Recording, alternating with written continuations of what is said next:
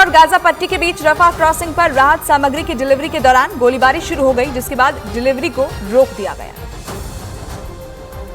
जानकारी के मुताबिक मिस्र की ओर से दूसरे राहत पैकेज के काफिले की क्रॉसिंग के प्रवेश के तुरंत बाद गोलीबारी शुरू हो गई थी, जिसके चलते तेज सायरन बजने लगे। तभी डिलीवरी रोक दी गई।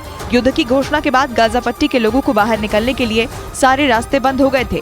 गाजा पट्टी से बाहर निकलने का रास्ता राफा क्रॉसिंग था, जिसे मिस्र ने बंद करके रखा था। फिलहाल राहत सामग्री के लिए इसे खोला हुआ है। रफा क्रॉसिंग के फलस्तीनी हिस्से में इजरायल की घेरेबंदी के बाद पहली बार ईंधन के 6 ट्रक गाजा में जाते नजर आए। इन ट्रकों को संयुक्त राष्ट्र की पहचान के साथ मिस्र और वापस गाजा तक लाया गया है। मीडिया सूत्रों के हवाले से खबर है कि फिलिस्तीनी शरणार्थियों के लिए अगले 3 से 4 दिन में गाजा में ईंधन खत्म हो सकता है। ऐसे में ईंधन के बिना रोजाना के कामों में परेशानी आ सकती है। ईंधन नहीं होने से ना ही राहत सामग्री पहुंच सकेगी और रोशनी न होने से अस्पताल में इलाज होने में परेशानी पेश आएगी।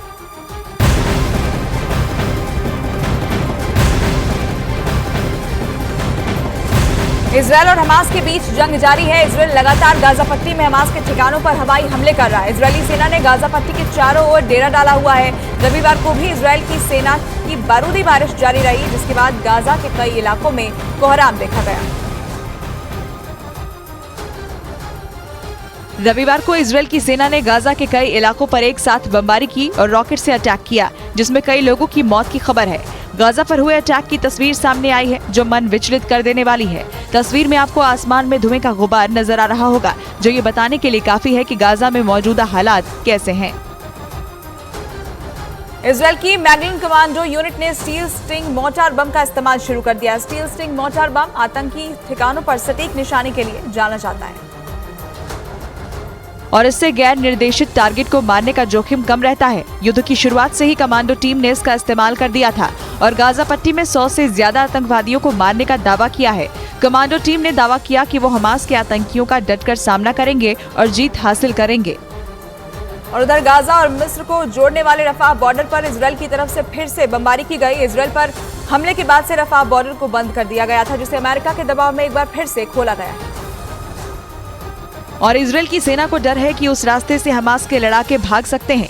इजरायल की सेना की तरफ से रफा बॉर्डर पर एक बार बमबारी की गई, जिसका वीडियो भी सामने आया, जिसमें बॉर्डर के नजदीक बमबारी के बाद आसमान पर धुआं दिखाई दिया। सामने आए एक और वीडियो में रफा बॉर्डर के करीब कई खाली ट्रक वापस लौटते भी दिखाई दिए। ये वो ट्रक है जो बॉर्डर खुलने के बाद उस पार सहायता सामग्री लेकर गए थे। इजरायल पर हमले के बाद रफा बॉर्डर को बंद कर दिया गया था। उधर अमेरिका के विदेश मंत्री एंथनी ब्लिंकन ने एक बार फिर गाजा में लोगों तक मदद पहुंचाने की वकालत की और वहां के लोगों के लिए पीने का साफ पानी पहुंचाने के लिए कहा। हमास के खिलाफ जंग में अमेरिका इजरायल की मदद कर रहा है।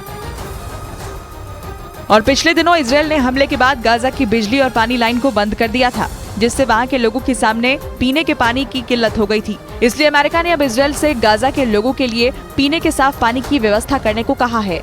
अमेरिका के विदेश मंत्री ने एक बयान में कहा कि ये सुनिश्चित किया जाए कि गाजा के लोगों को पीने का साफ पानी मिलता रहे। साथ ही अमेरिका ने गाजा के लोगों के लिए ईंधन की व्यवस्था भी कराई, जिसके लिए रफा बॉर्डर को खोला गया।